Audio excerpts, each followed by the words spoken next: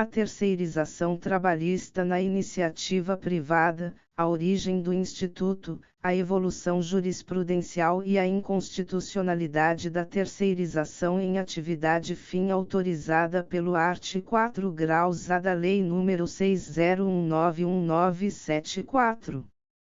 Adriana Embargue Araújo. Resumo. O presente artigo tem como objeto de estudo o Instituto da Terceirização Trabalhista no âmbito do setor privado, e, mais especificamente, os limites impostos pela ordem jurídica constitucional ao referido modelo de contratação triangular. Para tanto, apontam-se, inicialmente, o contexto de surgimento e as principais características da terceirização, fruto do desenvolvimento do neoliberalismo a partir da década de 1970. Menciona-se, ainda, a construção jurisprudencial brasileira sobre o tema ao longo dos anos, com destaque para a relevante atuação do Tribunal Superior do Trabalho diante da omissão legislativa que persistiu no país até 2017, o que acabou por colocar a Justiça do Trabalho diante do desafio de interpretar o fato econômico com o cuidado que a sua missão institucional exige.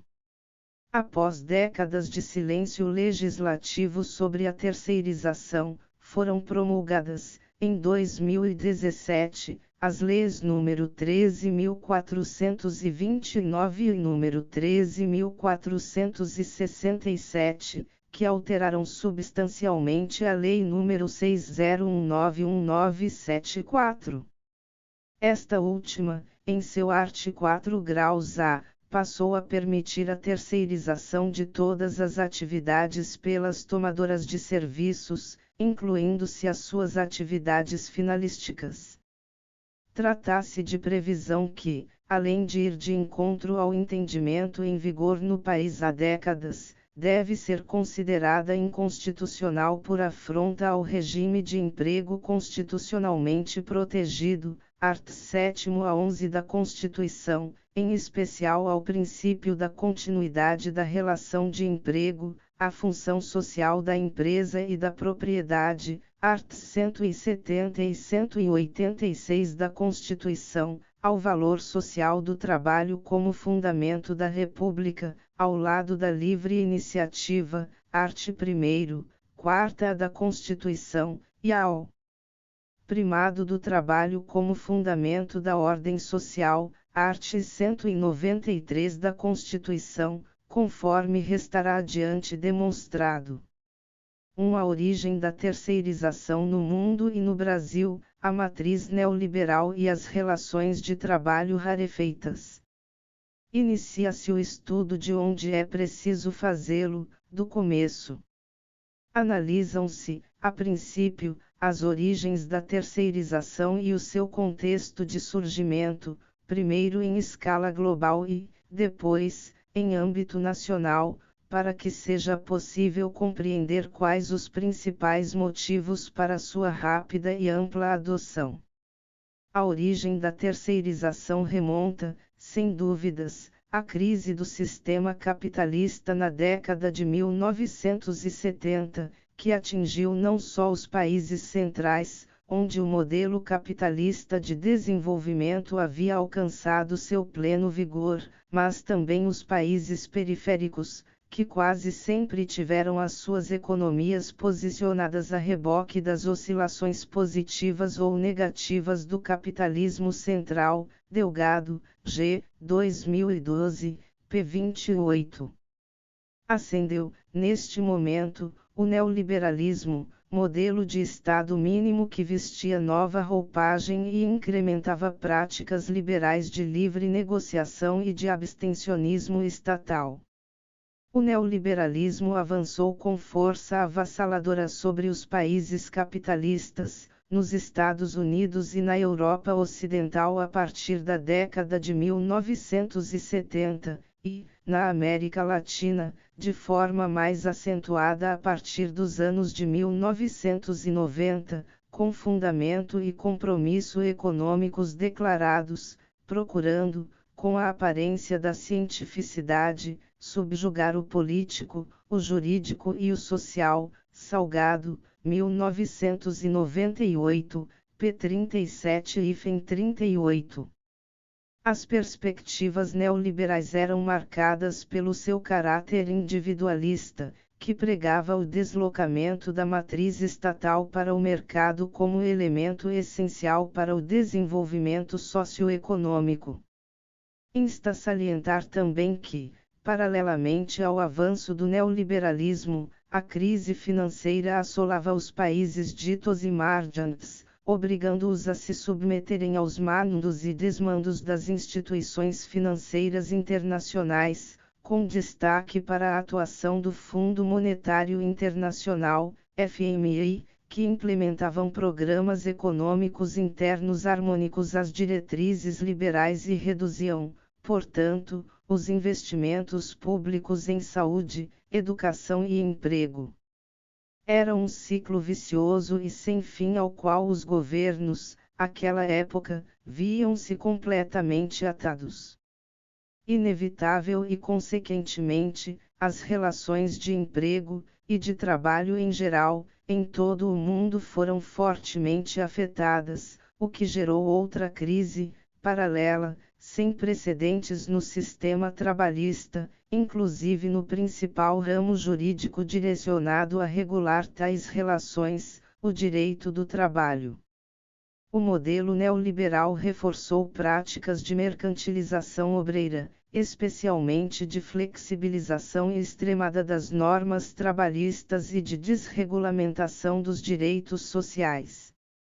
Criaram-se contratos atípicos, como, por exemplo, o da terceirização e o da pejotização, além da notável multiplicação dos contratos a termo, tidos pelas legislações nacionais como cada vez menos excepcionais. Nota-se que todas essas medidas acabam funcionando como ferramentas que proporcionam um escape à incidência das normas trabalhistas em vigor e que reduzem drasticamente o nível de proteção social do trabalhador, dando origem às relações de trabalho ditas rarefeitas. Nos países da Europa, a flexibilização das formas de contratação de mão de obra se intensificou através da figura da parasubordinação, modelo de relação de trabalho situado entre a autonomia e a subordinação que confere ao trabalhador um status protetivo inferior àquele dispensado ao empregado na clássica relação de emprego. Esse movimento de flexibilização em específico se iniciou com o desenvolvimento do neoliberalismo na Itália durante o governo Berlusconi, que, por meio da Lei nº 30/2003, delegou ao Poder Executivo a competência para regulamentar matérias relativas ao emprego e ao mercado de trabalho.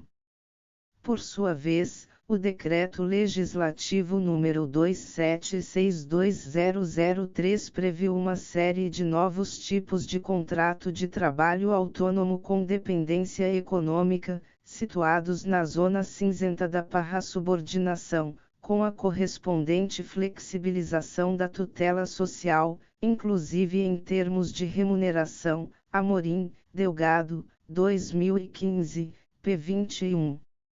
Em países como França, Inglaterra, Portugal, Alemanha e Espanha, embora em menor extensão do que na Itália, a parasubordinação também tem constituído um terceiro gênero contratual identificado pelo traço da autonomia com dependência econômica. Nesse ambiente marcado pela lógica da instabilidade, o curto prazo de produção just in time, que será explicado de forma mais detida logo adiante, por ter tido papel de grande relevância no cenário interno brasileiro, impunha processos ágeis de produção e de trabalho, enquanto isso, no plano ideológico, político e cultural, o pensamento neoliberal reivindicava a flexibilidade das relações de trabalho e a redução dos custos de produção. A terceirização passou a ocupar, então, um lugar de destaque nas formas de gestão de trabalho, por representar uma forma de contratação mais barata, que garante menor segurança e direitos mais rarefeitos para o trabalhador, além da maior facilidade para encerramento do vínculo de emprego, ou seja, com um ônus menor para o empregador. Tendo sido feito um recorte crítico acerca dos motivos que levaram ao surgimento e à adoção da terceirização em âmbito internacional, faz-se necessária, agora, a exposição dos motivos que, em específico, levaram à implantação do fenômeno da terceirização no Brasil. Saliente-se que os dois processos se deram de forma simultânea, sendo impossível a realização de uma leitura que desassocie ambos. A terceirização no Brasil é resultado de um processo periódico, gradual e incisivo de inserção do modelo toyotista de produção no país, que se estendeu sobretudo a partir da década de 1970, com o surgimento do neoliberalismo em escala mundial, conforme já abordado anteriormente, e com a inserção dos Círculos de Controle de Qualidade, DRUC, 1999, p. 102, nas grandes empresas nacionais. Os CCQ, como eram comumente chamados, consistiam em reuniões periódicas nas quais os trabalhadores, supostamente, poderiam opinar acerca das atividades por eles desenvolvidas. Ao contrário do que aparentavam, essas reuniões acabaram por desempenhar um papel vantajoso para o patronado ao longo do tempo, pois, a partir da demonstração de uma falsa abertura democrática, enfraquecia-se o grande poder reivindicatório dos sindicatos à época. Em meados dos anos de 1980, as invenções gerenciais traçadas pelo toyotismo, as novas tecnologias de automação e os programas de qualidade total, PQT, foram amplamente adotados pelas empresas do complexo automobilístico, por exemplo, que incorporaram quase que de forma integral o novo modelo de gestão produtiva. Ganha especial destaque, neste ponto, a já mencionada política do Just-in-Time, sistema de administração da produção que determina que nada deve ser produzido, transportado ou comprado antes da hora exata, podendo ser aplicado a qualquer organização para reduzir estoques e custos. Com este sistema, o produto ou matéria-prima chega ao local de utilização somente no momento em que se fizer necessário, os produtos somente são fabricados ou entregues a tempo de serem vendidos ou montados. O seu funcionamento está relacionado ao conceito de produção por demanda, no qual primeiramente se vende o produto, para depois comprar a matéria-prima e, posteriormente, fabricá-lo ou montá-lo. O Just-in-Time determina que o estoque de matérias-primas é mínimo, porém suficiente para poucas horas de produção, o que demanda alto nível de treinamento dos trabalhadores, para que possam ser feitas entregas de pequenos lotes com a frequência desejada. Licker, 2005, p. 76. No governo de Fernando Collor de Mello e com todo o apoio da mídia brasileira, a partir dos anos de 1990, como ocorreu na maioria dos países latino-americanos, o modelo de gestão toyotista se expandiu intensamente por todos os setores da economia, consolidando a fase que ficou conhecida como epidemia da qualidade e da produtividade no país, sobre a qual leciona Maria das Graças Druck, 1999, p. 105, relacionando-a ao fenômeno da terceirização. Estas duas práticas de gestão, mesmo que já testadas e aplicadas anteriormente em vários setores e empresas, assumem, nesta última década, um caráter epidêmico.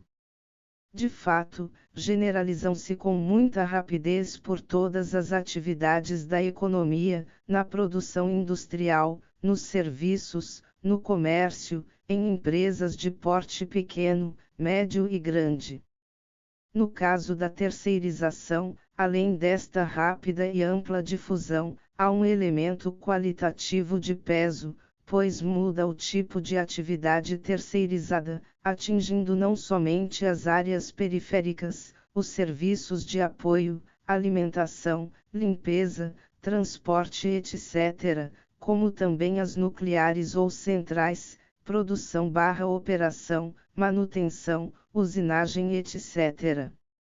Como apontado pela autora, a nova panorâmica produtiva desenhada pelo toyotismo, fundada em multifacetados mecanismos de controle interno e externo da produção, traz claros reflexos relacionados à terceirização. O objetivo era, em síntese, elevar a produtividade do trabalho e propor a maior adaptabilidade da empresa aos contextos de alta competitividade no sistema econômico e de insuficiente demanda no mercado consumidor, já fomentado pelo neoliberalismo há, então, mais de 2 décadas. Tal modelo se implementa através da ideia de horizontalização da empresa, em oposição ao método utilizado pelo Taylorismo e pelo Fordismo, que se manifestava em uma organização verticalizada. O toyotismo propunha explicitamente a subcontratação de empresas, a fim de delegar todas as tarefas consideradas meramente instrumentais à aquisição do produto final. Era defendida a noção de empresa enxuta, disposta a concentrar em seu bojo apenas as atividades essenciais ao seu objetivo principal, repassando para as empresas menores, suas subcontratadas, o cumprimento das demais atividades necessárias à obtenção do produto almejado. Assim, concomitantemente ao processo de descentralização das etapas periféricas de produção criado pelas grandes empresas, surgiram as empresas de pequeno e médio portes, instituídas para subsidiar as de grande potencial, mediante prestação de serviços considerados intermediários, complementando o ciclo de processo produtivo. Estas empresas menores contratam, portanto, os empregados de forma direta, encaminhando-os à prestação de serviços nas sedes das grandes tomadoras, com as quais, em tese, não mantém qualquer tipo de vínculo. Em suma, as grandes empresas, em harmonia com o modelo de produção enxuta e estrutura horizontalizada, adotaram fórmulas redutoras, concentrando-se exclusivamente no núcleo de seu processo produtivo e transferindo para terceiros outras etapas e processos periféricos do circuito de produção. Amorim, Delgado, 2015, p. 12. Desde os anos de 1990, a terceirização trabalhista vem se expandindo por diversos setores da economia sob a justificativa de que se apresenta como uma estratégia segura e moderna de desenvolvimento econômico. Ocorre que, em pesquisa realizada em 2014, o DIESE, Departamento Intersindical de Estatísticas e Estudos Socioeconômicos, em parceria com a CUT, Central Única dos Trabalhadores, constatou que o trabalhador contratado diretamente recebe, pela realização das mesmas funções, quase 25% a mais do que o trabalhador terceirizado, além de manter o seu vínculo empregatício, perante o mesmo empregador, por muito mais tempo.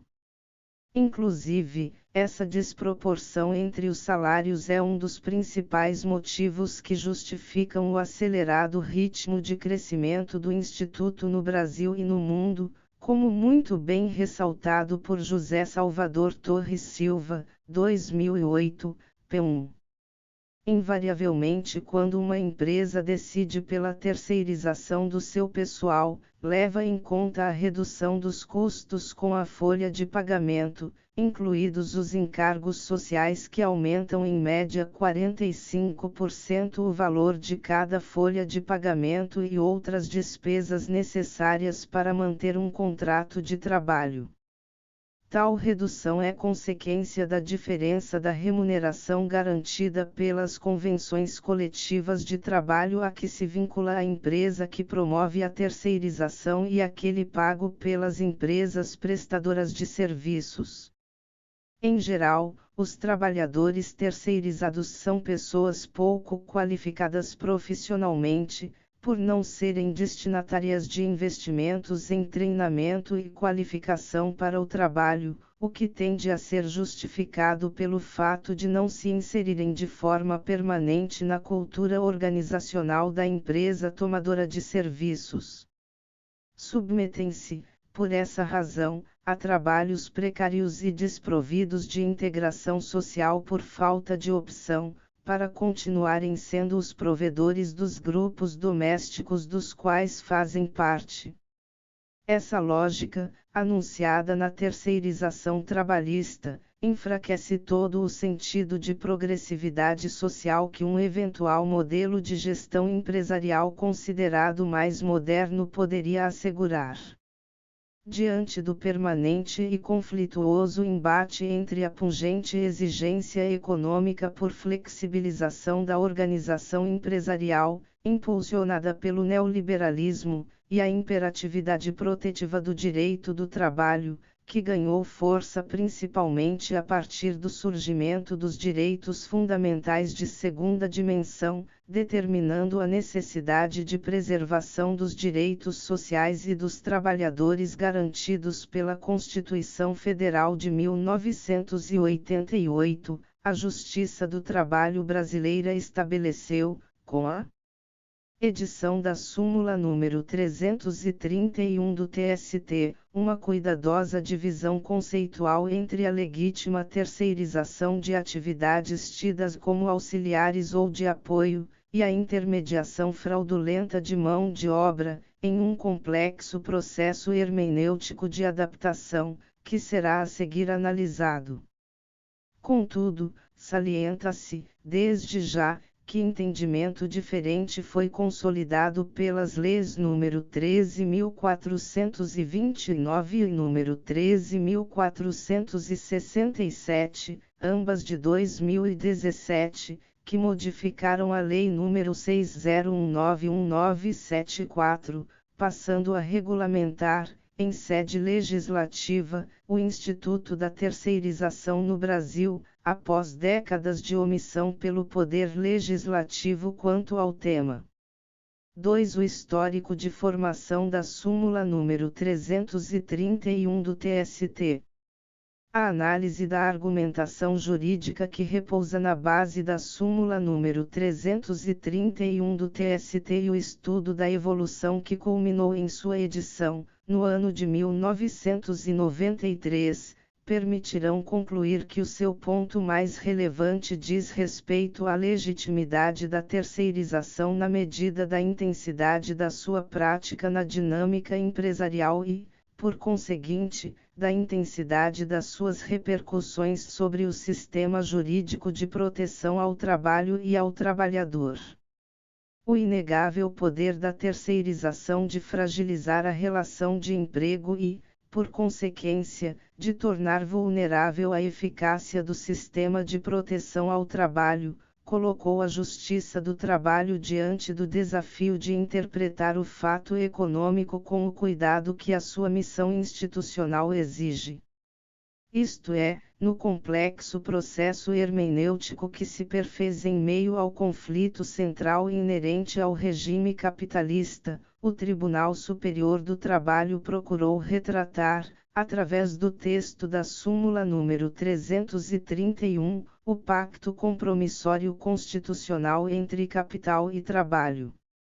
Apesar de já ter sido delineado, brevemente, um escopo do entendimento sumulado pelo TST em 1993, É imprescindível dar um passo para trás, para analisar de que modo esse entendimento foi construído, isto é, o que fundamentou as diretrizes que regulamentaram a terceirização trabalhista no país por quase 25 anos.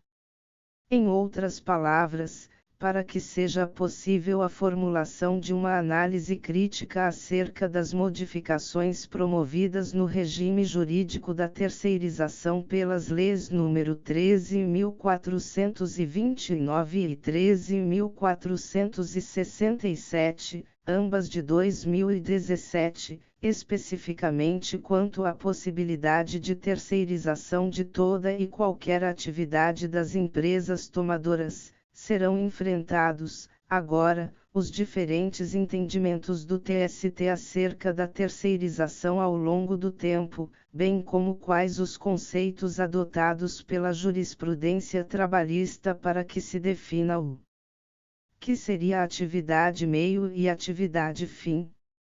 No final dos anos 1960 e início dos anos 1970, o processo de terceirização ainda não ostentava relevância no sistema econômico e jurídico brasileiro.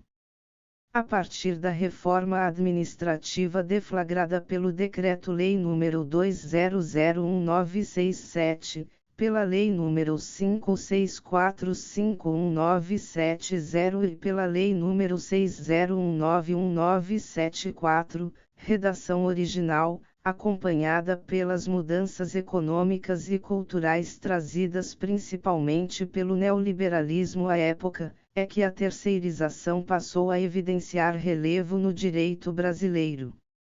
A esse movimento reagiu a jurisprudência trabalhista brasileira, resistindo à expulsão do trabalhador do ambiente da empresa principal e da categoria profissional a ela vinculada, reputando como fraude ao regime de emprego qualquer espécie contratual voltada ao fornecimento de serviços em atividade permanente, conforme revela a argumentação utilizada no seguinte julgamento do TST, datado de 1986.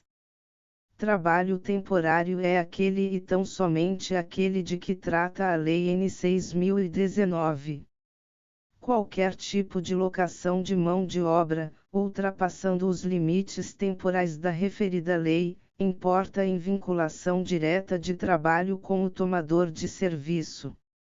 Tribunal Superior do Trabalho, Pleno, AGRR 343/83, REL. Min. Barata Silva, DJN 27/1986.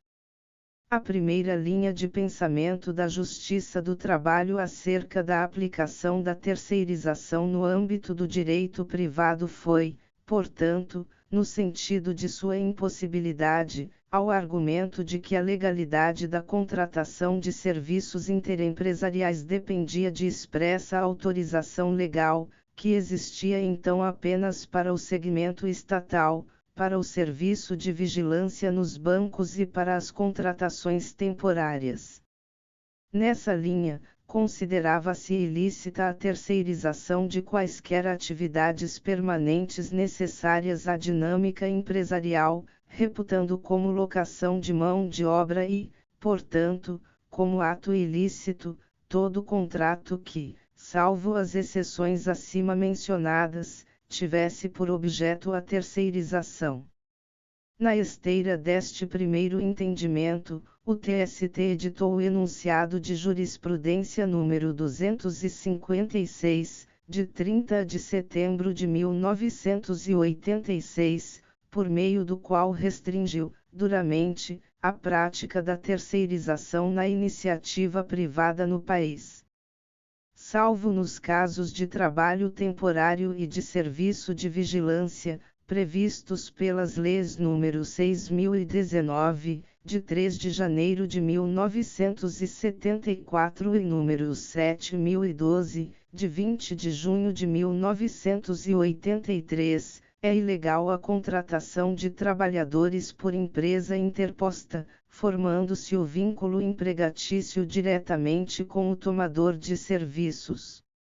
Em direção praticamente oposta a essas premissas de máxima proteção social adotadas pela jurisprudência brasileira, o mundo atravessava o, já descrito, processo de transformação político-econômica, que se traduzia pela adoção do modelo neoliberal em negação aos fundamentos teóricos ao estado de bem-estar social, culminando com a globalização e a generalização de um mercado internacional. Amorim, Delgado, 2015, p. 43.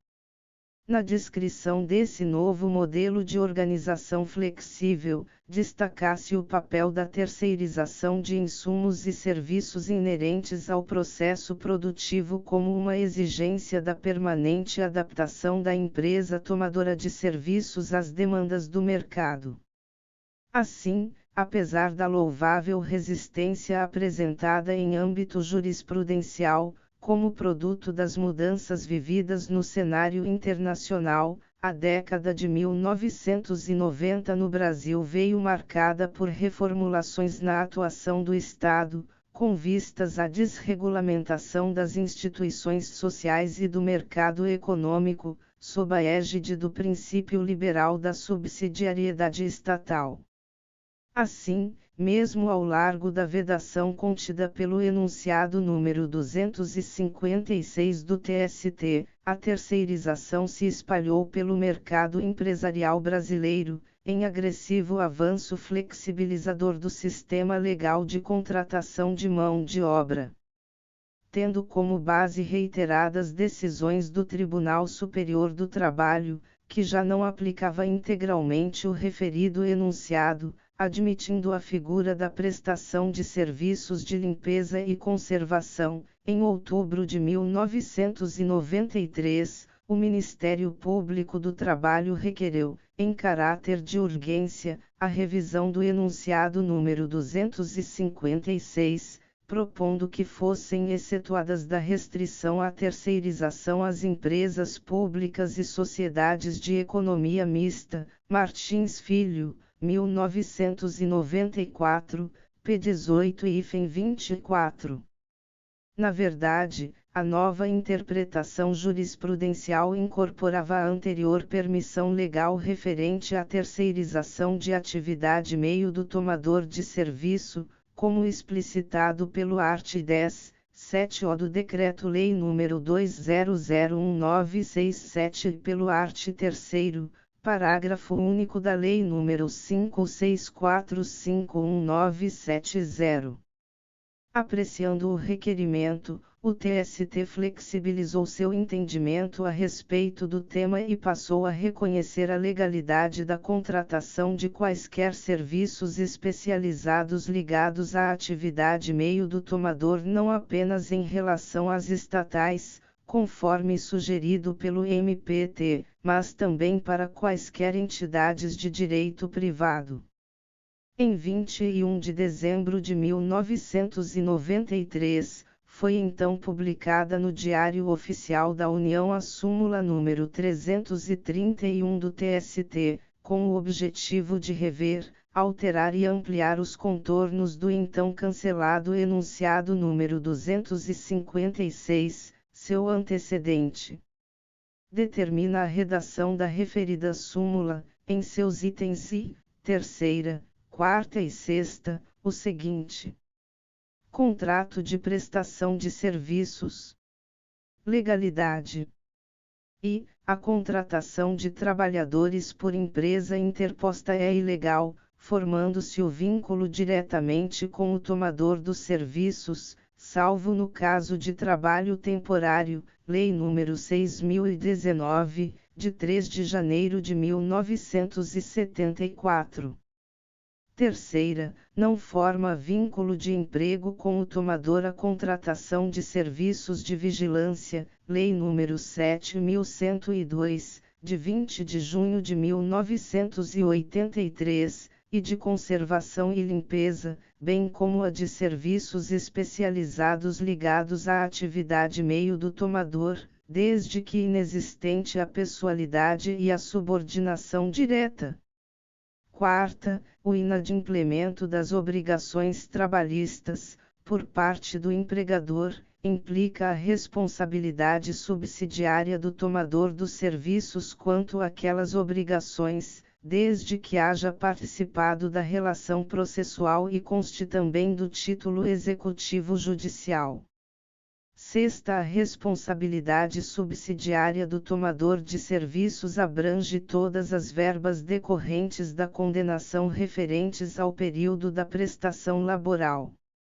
As hipóteses de terceirização lícita discriminadas pela súmula número 331 do TST demarcavam os limites traçados pelo próprio direito do trabalho relativamente à admissibilidade da extensão do Instituto no Brasil.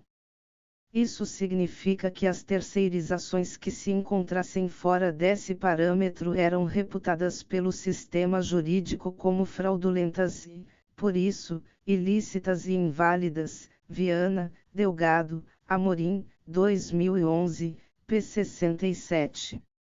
Entendeu-se, à época, que havia uma necessidade de restrição das hipóteses de terceirização, tendo em vista o seu alto potencial de precarização das relações de trabalho, ao mesmo tempo em que se notou que a sua total proibição, nos termos do enunciado número 256, não gerava mais quaisquer efeitos, haja vista o elevado número de subcontratações ilícitas que eram feitas à época, não obstante o entendimento jurisprudencial anterior.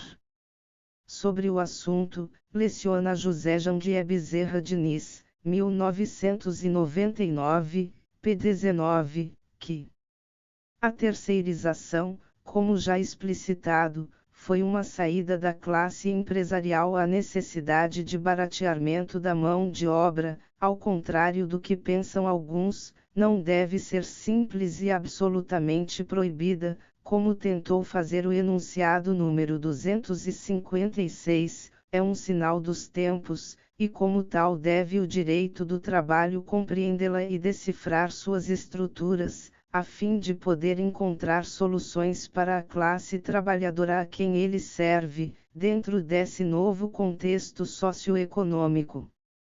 A partir da interpretação promovida pela súmula número 331 do TST, a jurisprudência trabalhista, em um exaustivo esforço argumentativo, buscou aliar uma disciplina normativa de forte matriz protetiva a uma realidade econômica compulsivamente voltada para a fragmentação empresarial típica do toyotismo, passando a admitir a licitude dos contratos de prestação de serviços relativos às atividades consideradas auxiliares ou de apoio, denominadas atividades meio, mas não aquelas inseridas na dinâmica do processo produtivo, denominadas atividades fim. Traduzir os limites que separam ambos os tipos de atividades e conceituá-las se torna, agora, o principal desafio para a solução de quaisquer controvérsias relacionadas ao tema da terceirização, seja na forma da súmula número 331, seja na forma das leis número 134292017 e número 134672017, a serem analisadas mais adiante. De acordo com Maurício Godinho Delgado, as atividades fins são as funções empresariais e laborais que se ajustam ao núcleo da dinâmica empresarial e do tomador de serviços, compondo a essência dessa dinâmica e contribuindo inclusive para a definição de seu posicionamento e classificação no contexto de mercado, sendo, portanto, atividades nucleares e definitórias da essência da dinâmica empresarial. Delgado, M. 2014, p. 468. As atividades meio, por outro lado e por exclusão, são aquelas funções empresariais e laborais que não se ajustam ao núcleo da dinâmica empresarial do tomador de serviços, nem compõem a essência dessa dinâmica ou contribuem para a definição de seu posicionamento no contexto empresarial e econômico. São, portanto, atividades periféricas à essência da dinâmica empresarial do tomador de serviços, Delgado, M. 2014, p. 469. Dentre as atividades que podiam, sob a ótica da súmula número 331, virem a ser objeto de terceirização lícita, Alice Monteiro de Barros, 2006, p. 434, relaciona, preparo e distribuição de refeições, limpeza e conservação de ambientes, vigilância patrimonial, manutenção geral, transporte de produtos e funcionários, frota de veículos, serviços de recepcionistas, telefonia, engenharia em geral e comunicação social. A estes serviços, acrescentam-se os seguintes, admitidos também por Arnaldo Susekind, 2001, p. 245 Informática, segurança, conservação de máquinas, elevadores e outros aparelhos ou equipamentos, pesquisa e assistência médica, jurídica ou técnica. Em análise jurídico-trabalhista sobre o fenômeno da terceirização, Rodrigo Carelli, 2003, p. 75, considera que é da essência do Instituto a concentração da empresa em seu foco operacional, o que afasta completamente a possibilidade de existência de terceirização na atividade central da empresa, comumente conhecida por atividade fim. Para o autor, a transferência de atividade fim não se trataria de terceirização, mas sim de ato fictício, mera intermediação, desfigurando e desnaturando o Instituto. Tendo sido feitas as conceituações necessárias, é importante frisar o quanto disposto pelos incisos 4º e 6º da referida súmula, que impõem responsabilização subsidiária da empresa tomadora de serviços em relação aos créditos trabalhistas devidos ao trabalhador que, por intermédio de empresa prestadora de serviços, tenha laborado em seu favor. Esta hipótese de responsabilização consiste em mais uma tentativa de proteção ao hipossuficiente, haja vista que, na grande maioria das vezes, as empresas tomadoras de serviços possuem um poder econômico, e, portanto, de solvência, muito maior do que o das empresas prestadoras, normalmente de pequeno ou médio porte, conforme estudado dentro do tema de toyotismo. Por óbvio, na ótica do TST, a responsabilidade da tomadora se limita ao lapso temporal em que o referido trabalhador laborou em sua sede, não podendo a mesma ser responsabilizada para além do quanto tenha efetivamente se beneficiado pela prestação de serviços. Não obstante, para que a empresa tomadora fosse responsabilizada, deveria ser chamada a lide em litisconsórcio, juntamente com a prestadora. Na hipótese de terceirização ilícita, também não restavam dúvidas. Os arts. 927 e 942 do Código Civil, aplicados ao direito do trabalho por expressa permissão do parágrafo único do art. 8º da CLT, assim dispõem.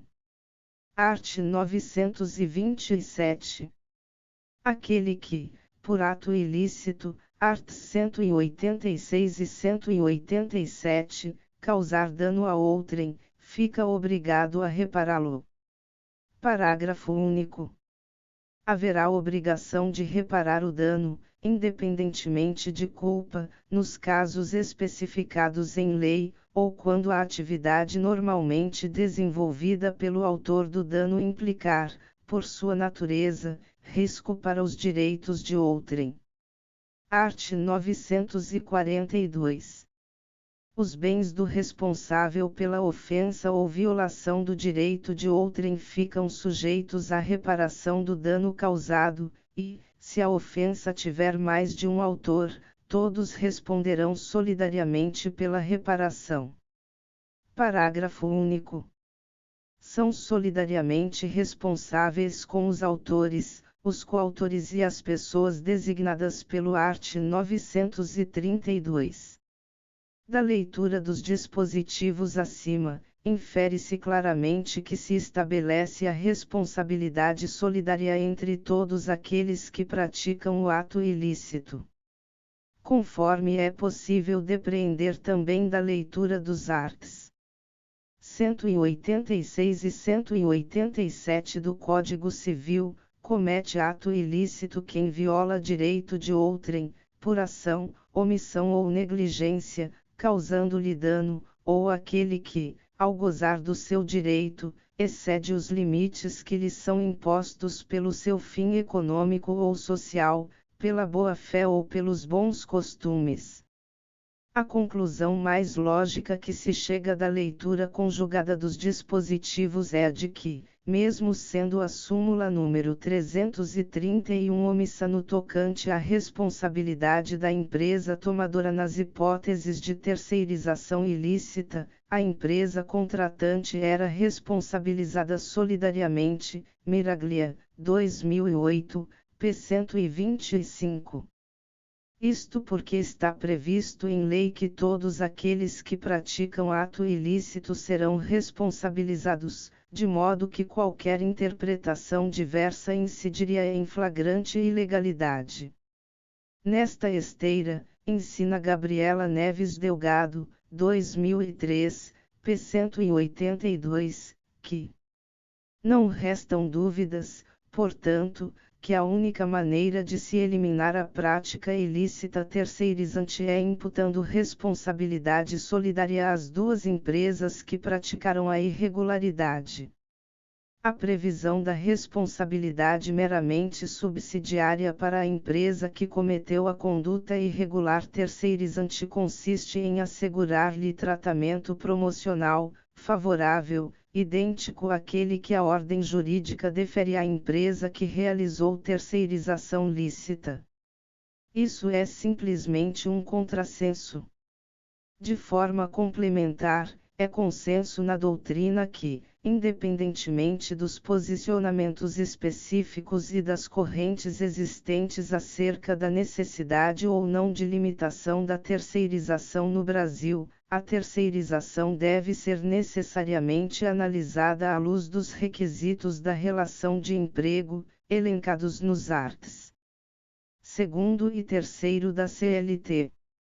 São esses elementos, a não eventualidade, ou habitualidade, a pessoalidade, a subordinação jurídica e a onerosidade, comumente verificados pelo Poder Judiciário nos casos concretos submetidos à sua apreciação, que determinarão a existência ou não do vínculo de emprego direto entre o trabalhador e a empresa tomadora dos serviços no caso de terceirização ilícita, que funciona como verdadeira locação ou intermediação de mão de obra.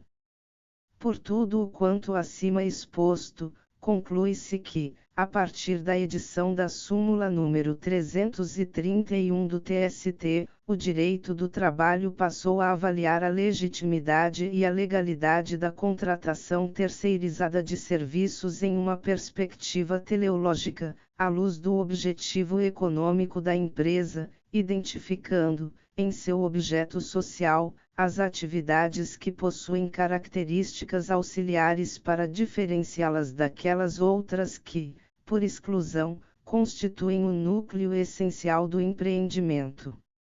O critério utilizado garantiu à súmula plasticidade para orientar a interpretação da legislação trabalhista diante de novas realidades empresariais, remetendo o embate argumentativo entre os que defendem maior ou menor intensidade de terceirização à definição casuística do que se considera atividade fim e atividade meio em cada organização empresarial, diante de sua finalidade econômica. Passaram-se mais de 25, 25 anos da edição da súmula número 331 sem que houvesse alteração no entendimento jurisprudencial do Tribunal Superior do Trabalho a respeito dos fundamentos da vedação da terceirização nas atividades fim das empresas, que, aos olhos do órgão de cúpula do Poder Judiciário Trabalhista, continuava a configurar a fraude ao regime de emprego e, portanto, à lei. Contudo, em 2017, entraram em vigor as leis nº 13.429 e 13.467, que alteraram a redação da Lei nº 60191974 e, dentre outras providências, regulamentaram, ou desregulamentaram, a terceirização no Brasil em sede legislativa.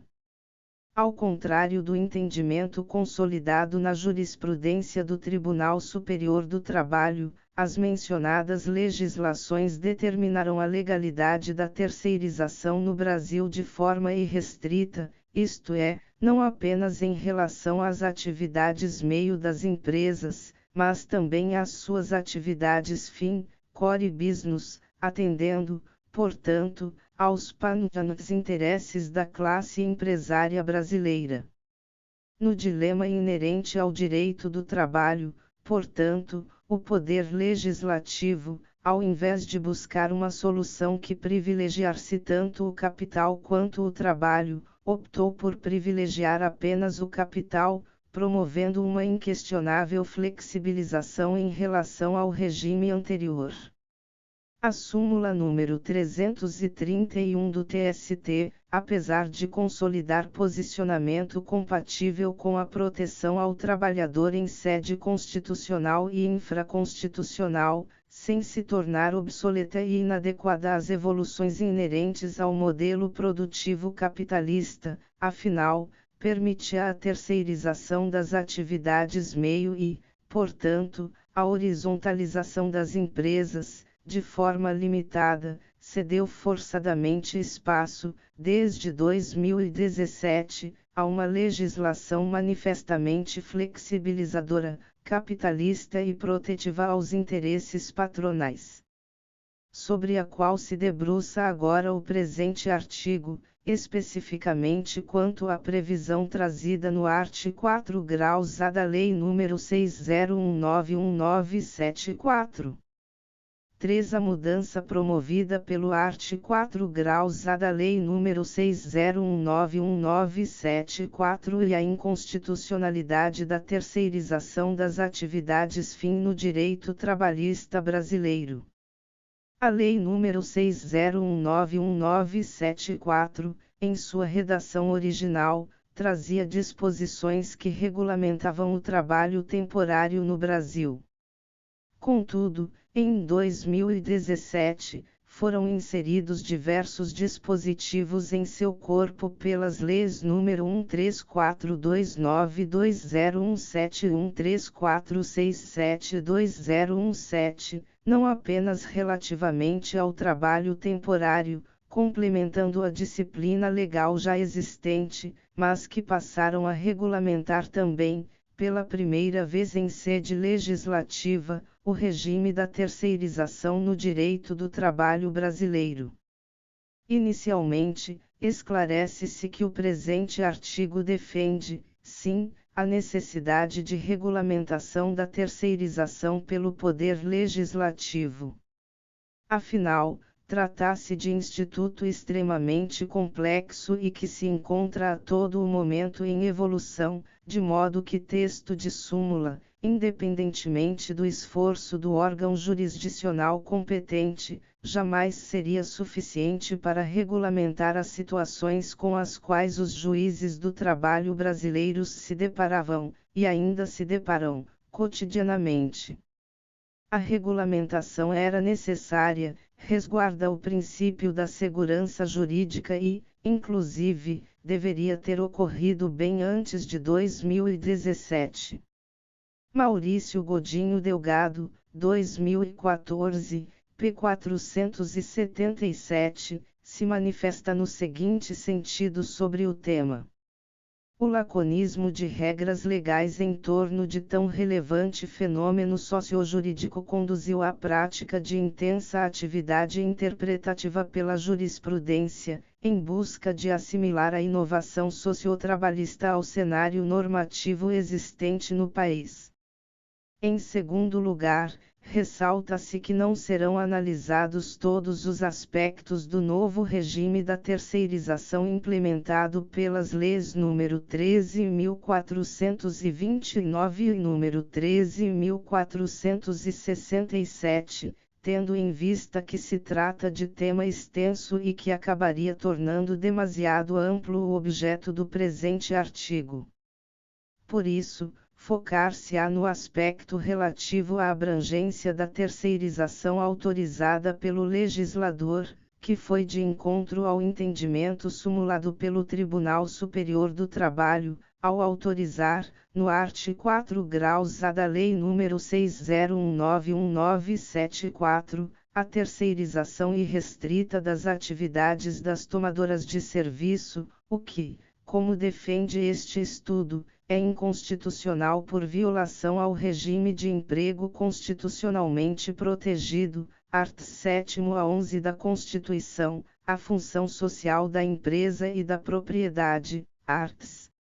170 e 186 da Constituição, ao valor social do trabalho como fundamento da República, art. 1º, 4ª da Constituição, e ao primado do trabalho como fundamento de toda a ordem social, art. 193 da Constituição. Além disso, para fins de contextualização, é preciso dizer que a promulgação das leis nº 134292017 e nº 134672017 se deu em um momento de grave crise do direito do trabalho no país. Trata-se do que se chamou de reforma trabalhista, conjunto de novas disposições legais que alterou diversas normas, com destaque para a própria CLT e, no caso deste estudo, para a Lei nº 60191974. Sem dúvidas, a desregulamentação promovida pelo Poder Legislativo funcionou como uma resposta às pressões exercidas pela classe empresária brasileira, que se utilizava do argumento de que muitas normas trabalhistas impositivas de deveres à classe patronal tinham como base não leis, no sentido estrito da expressão, mas jurisprudência extremamente protetiva do Tribunal Superior do Trabalho. Almejava-se uma regulamentação sobre esses, e outros, pontos, em sede legislativa, pelo poder competente, de acordo, é claro, com o que fosse mais conveniente à classe empresária, seguindo-se um inevitável caminho de extirpação de uma série de direitos garantidos por entendimentos jurisprudenciais consolidados ao longo dos anos. Tendo em vista que a súmula número 331 do TST vigorou no ordenamento jurídico brasileiro por mais de 25 anos, tendo-se mostrado, durante esse período, plástica e adaptável, era de se esperar que a nova legislação fosse minimamente compatível com o posicionamento consolidado pelo órgão de cúpula do Poder Judiciário Trabalhista. Porém, como aconteceu em relação a diversos outros pontos, a legislação foi em sentido diametralmente oposto. Em seu art. 4 graus A, a Lei nº 60191974 passou a prever expressamente que: art. 4 graus A. Considera-se prestação de serviços a terceiros a transferência feita pela contratante da execução de quaisquer de suas atividades, inclusive a sua atividade principal, a pessoa jurídica de direito privado prestadora de serviços que possua capacidade econômica compatível com a sua execução. Isto é, Está autorizada, em sede legislativa, a terceirização de todo e qualquer tipo de atividade pela empresa tomadora de serviços, incluindo-se aquelas enquadradas como atividades fim pela jurisprudência do TST e pela doutrina trabalhista brasileira. Hoje em dia, portanto, é lícito que as tomadoras, além de delegarem a outras empresas, geralmente de menor porte, o exercício de atividades anexas, podem também delegar o seu próprio core business, ou, como entende Maurício Godinho Delgado, suas atividades nucleares e definitórias da essência da dinâmica empresarial. Delgado, M. 2014, p. 468. A horizontalização da atividade empresária, conforme moldes pregados pelo toyotismo, atinge, no Brasil, o seu extremo ápice. Para que seja possível tecer uma análise crítica sobre o tema, que culminará, como já adiantado, no posicionamento pela inconstitucionalidade do dispositivo acima, é preciso que se apontem quais os fundamentos que justificavam, desde antes da regulamentação legislativa ocorrida em 2017, a vedação à terceirização das atividades fim pelas empresas tomadoras de serviços. Isto é preciso que sejam oferecidos, neste ponto, elementos argumentativos que sustentem uma noção inscrita no item I da súmula número 331 do TST, no ponto em que recusava validade à terceirização em atividade fim. Amorim, Delgado, 2015, p. 58. Primeiramente, tem-se que o elemento essencial que justifica o contrato de emprego, que é a apropriação do resultado do trabalho mediante pagamento de salário pelo empregador, não se verifica na terceirização, haja vista que quem paga o salário ao trabalhador é a empresa prestadora de serviços, que não se apropria do resultado do trabalho prestado. De forma complementar, por força do princípio da primazia da realidade, o vínculo empregatício deveria se estabelecer, em tese, diretamente com a empresa em benefício da qual os serviços são prestados, pois é ela quem se apropria dos resultados do labor.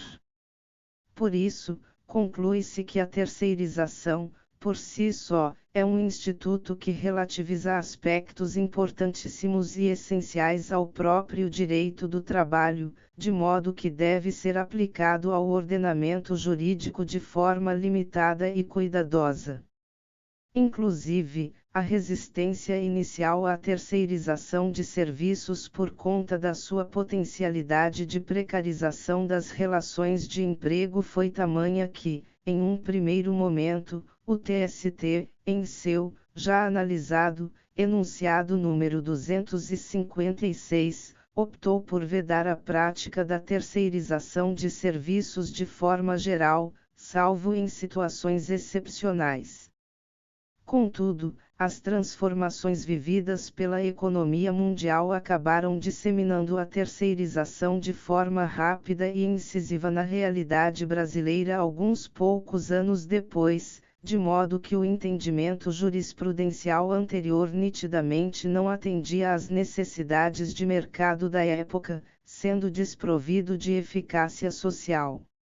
Os direitos sociais e dos trabalhadores que, na Constituição de 1967, e Emenda Constitucional número 1/1969, constavam no capítulo da Ordem Econômica e Social, passaram, a partir de 1988, a figurar como direitos fundamentais, art. 7º a 11, alcançando status de direitos indispensáveis ao regime democrático. Neste cenário, diante de um sistema constitucionalmente dotado da missão protetiva do emprego como elemento promotor das funções sociais do trabalho e da livre iniciativa, art. 1º, 4ª da Constituição, a jurisprudência trabalhista passou a compreender o fato social e econômico da terceirização na iniciativa privada sob critério restritivo e excepcional, delimitando o uso desse modelo de emprego rarefeito à intensidade mínima indispensável aos propósitos da nova empresa flexível, produto do avanço do neoliberalismo no Brasil. Em outras palavras, o reconhecimento da legalidade da terceirização nas atividades meio pela súmula número 331 foi um produto da necessária adaptação do ordenamento jurídico brasileiro ao novo fenômeno social da terceirização.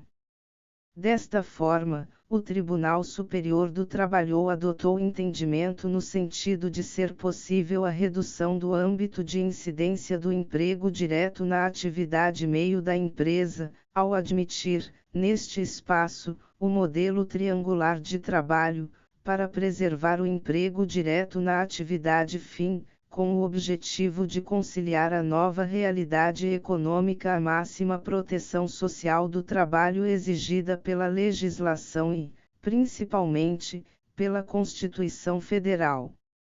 O emprego direto no espaço central da empresa, em sua atividade fim, tornou-se, portanto, o objetivo fundamental do sistema jurídico trabalhista ao legitimar a prática da terceirização na atividade meio, sem olvidar que a proteção social do trabalhador constitui um dos principais pilares da função social da empresa e da propriedade, gravada pela Constituição em seus arts. 170 e 186. Na contramão do raciocínio louvável do TST, contudo, veio a previsão do art. 4 graus A da Lei nº 60191974, que promoveu um rompimento drástico com a preocupação de equilíbrio entre capital e trabalho que existia anteriormente.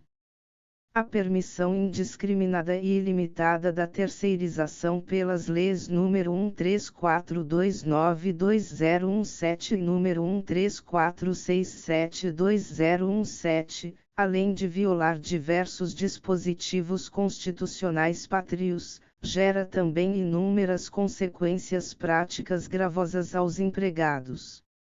Nas palavras de Helder Amorim e Gabriela Delgado, 2015, p. 84, a permissão irrestrita da terceirização isenta as tomadoras de serviços do cumprimento de normas convencionais da sua respectiva categoria econômica, mediante contratação de empregados por intermédio de prestadoras de serviços, com o consequente enquadramento em categorias profissionais diferentes, com menor poder reivindicatório.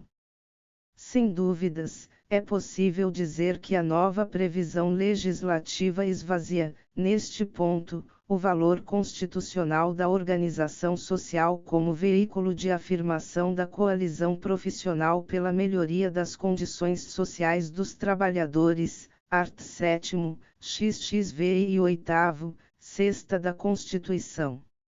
De forma complementar, tem-se que os tomadores de serviços poderão se utilizar da terceirização para inviabilizarem ou fragilizarem o movimento grevista, quando lhes aprouver, esvaziando o sentido constitucional da greve como legítimo direito de reivindicação coletiva por melhores condições de trabalho. Amorim, Delgado, 2014, p. 85. Ainda, cita-se a possibilidade, legitimada pelas leis nº 13.429 e 13.467, de os tomadores de serviços se eximirem de participar de políticas sociais constitucionais determinantes para o cumprimento da função social da empresa, fundadas em obrigações que têm como base número de empregados. É o caso, por exemplo, do art. 11 da Constituição, que prevê o direito dos trabalhadores à eleição de representante nas empresas com mais de 200 empregados, ou, ainda, o art. 24, 12 da Constituição, que impõe a observância de políticas sociais de inclusão das pessoas com deficiência, dentro das empresas, proporcionalmente ao número de empregados. Em ambos os casos, reduzindo artificialmente seu quadro de empregados, por meio da terceirização irrestrita, a empresa também pode se isentar se cumprir as determinações constitucionais. Esses são apenas alguns dos exemplos dos incontáveis efeitos de precarização promovidos pela ampliação da possibilidade de terceirização no país. O que está ocorrendo, hoje, na prática, os trabalhadores terceirizados permanecem formalmente submetidos ao regime de emprego com a empresa prestadora, com aparente adequação à legislação trabalhista, porém, paralelamente, encontram-se submetidos a uma lógica do emprego inseguro e precarizado, socialmente vulnerável. Essa realidade, sem dúvidas, reduz o padrão de garantia e de eficácia dos seus direitos, contrariamente ao quanto preceituado pelos direitos fundamentais dos trabalhadores, que visam a melhoria de sua condição social, art. 7º, caput da Constituição. O que passou a ocorrer, a partir da entrada em vigor do art. 4 graus A da Lei nº 60191974, em verdade, é que a empresa tomadora legitimamente se esquiva de sua função de empregar o trabalho humano com a proteção assegurada em sede constitucional. Assim, tendo em vista tudo o quanto aqui explanado, é possível concluir que a terceirização de atividade fim não se legitima à luz do direito do trabalho, por constituir abuso flexibilizador da contratação de mão de obra no espaço em que a empresa tem por função econômica manejar os fatores de produção, inclusive no trabalho, para a realização de seus objetivos econômicos e função social. A respeito especificamente da função social da empresa, entende José Afonso da Silva que, 1997, p. 745. A iniciativa econômica privada é amplamente condicionada no sistema da Constituição Econômica Brasileira. Se ela se implementa na atuação empresarial, e esta se subordina ao princípio da função social, para realizar ao mesmo tempo o desenvolvimento nacional, assegurada a existência digna de todos, conforme ditames da justiça social, bem se vê que a liberdade de iniciativa só se legitima quando voltada à efetiva consecução desses fundamentos, fins e valores da ordem econômica. Por isso, é possível dizer que a terceirização de atividade fim constitui fraude ao regime de emprego, prática equiparada à intermediação ou locação de mão de obra, que independe da comprovação do consilium fraudis, intuito fraudatório, sendo suficiente a constatação do eventus damni, ou seja, prova de que o ato constitua obstáculo à plena aplicação da lei imperativa. Sustentado em normas de ordem pública, o sistema jurídico trabalhista possui natureza imperativa, pois a preservação do seu objetivo ultrapassa o círculo de interesses individuais do trabalhador, apanhando o interesse de toda a sociedade, como imperativo de coesão social. Santos, 2008, p. 55. Daí porque constitui fraude, punida com nulidade de pleno direito, qualquer ato ou manifestação de vontade que tenha por objetivo frustrar a aplicação do sistema jurídico de proteção ao emprego maximamente protegido, Amorim, Delgado, 2015, p. 60, nos termos do art. 9 da CLT. Entende-se que a prática da terceirização em atividade fim se enquadra perfeitamente a essa noção, pois, a pretexto de firmar um contrato interempresarial de prestação de serviço com o objetivo de racionalizar seus recursos, diminuir os custos e lograr bons resultados econômicos, a empresa tomadora expulsa seus empregados do seu círculo de responsabilidade principal, reduzindo ou praticamente extinguindo seu quadro de funcionários, para se beneficiar de uma mão de obra terceirizada por contratação indireta, em culto absoluto ao lucro e à eficiência. Neste sentido, entendem Helder Amorim e Gabriela Delgado, 2015, p. 77, que a prática da atividade fim implica a absoluta negação da função social constitucional da empresa, na medida em que submete o valor social do trabalho ao interesse do lucro, como um fim em si mesmo, desfigurando assim o valor social da livre iniciativa, em violação ao princípio fundamental da República consagrado no art. 1º, 4ª, da Constituição. É necessário que se friseie, neste momento, que, ao contrário do que se possa acreditar, este artigo não defende que a terceirização de serviços nega totalmente a função social da atividade econômica produtiva da empresa. Conforme exposto ao final do parágrafo acima, o referido mecanismo também visa a potencialização da eficiência empresarial. A terceirização proporciona às empresas tomadoras vantagens legítimas, como, na concepção de Rodolfo Pamplona Filho, 2019, p. 5, uma maior concentração na atividade fim, com a redução do núcleo produtivo e do capital imobilizado, a supressão de atividades ociosas no quadro de pessoal, que se torna mais enxuto e especializado, reduzindo o custo operacional. Frisa-se, inclusive, que a terceirização de atividade meio é legítima porque funciona como uma forma de permitir que a empresa tomadora concentre os seus esforços em seu core business, ou seja, em seu objetivo principal, a fim de otimizar o bom funcionamento de sua esfera central de atribuições, no bojo da qual lhe cabe promover emprego protegido, com o mais alto nível de eficácia dos direitos sociais, em respeito à função social da empresa. Por isso, não é demais repetir que, se a terceirização da atividade meio não se prestar a auxiliar a empresa tomadora no desenvolvimento de suas atividades essenciais, nem mesmo essa terceirização encontrará fundamento de validade no ordenamento jurídico, pois não estará gravada pelo aspecto da função social, que deve ser observado em toda e qualquer atividade econômica. Enquanto exceção à relação direta de emprego, a terceirização da atividade meio não tem o condão de negar vigência ao Estado democrático de direito e aos princípios constitucionais da valorização do trabalho e do emprego, do bem-estar individual e social, da justiça social ou da dignidade da pessoa humana, sendo com os mesmos compatível.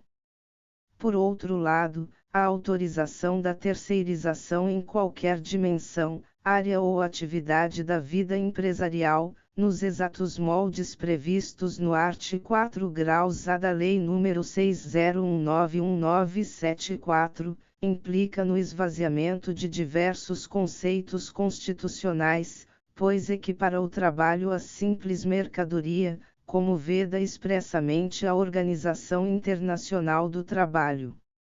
Nesse sentido, tem-se que a livre iniciativa não é poder absoluto em contraposição à pessoa humana, e, exatamente por isso, veio prevista no mesmo inciso, 4ª, e, inclusive, depois, que o valor social do trabalho, ambos indicados como fundamentos da República Federativa do Brasil. Por isso, independentemente da atividade do Poder Legislativo ou do pronunciamento do Poder Judiciário, defende-se a inconstitucionalidade do art. 4 graus A da Lei nº 60191974, tendo em vista que a terceirização em atividade fim é incompatível com a ordem jurídica constitucional, por tudo o quanto acima citado e demonstrado. Sem dúvidas, as leis nº 1342920171346720117 colocam a busca pelo lucro acima do valor constitucional da proteção ao trabalho, reduzem a livre iniciativa exclusivamente ao interesse individual do empreendedor, que, inclusive, motivou inúmeras outras mudanças prejudiciais ao trabalhador em 2017, e submetem o trabalho à sua exploração predatória, em uma lógica inaceitável em qualquer Estado democrático de direito, que, palavras de Helder Amorim e Gabriela Delgado, Amorim, Delgado, 2015, p. 77, conspira contra a própria preservação do sistema capitalista. Conclusão. Por tudo o quanto exposto, defende o presente estudo o entendimento de que não é possível que se permita que a liberdade de conformação do legislador e o crescimento econômico do empreendedor brasileiro preponderem sobre o valor jurídico dos direitos sociais e dos trabalhadores terceirizados, esvaziando-os completamente. Os direitos de proteção ao trabalhador, art. 7 a 11 da Constituição, de alta densidade normativa, dentre os quais se destaca o princípio da continuidade do vínculo empregatício, a função social da propriedade e da empresa, art. 170 e 186 da Constituição, a previsão dos valores sociais do trabalho e da livre iniciativa como fundamentos da República, art. 1º, 4ª da Constituição, e o primado do trabalho como base de toda a ordem social, art. 193 da Constituição, atuam como limites a toda a legislação infraconstitucional, impondo a edição de atos normativos que acrescentem ao patamar de direitos já conquistados, e não os usurpe ou reduza. Por isso, é inconstitucional o art. 4 graus A da Lei nº 60191974, tendo em vista que a Constituição Federal impõe ao legislador infraconstitucional que atue sempre orientado, e limitado, pelo dever objetivo de proteção que emana das normas constitucionais protetivas do trabalho e do trabalhado, mencionadas acima, cabendo às novas disposições legais complementarem regime jurídico já existente, melhorando a situação do trabalhador, instituindo outros direitos que visem a melhoria de sua condição social, art. 7º, caput da Constituição.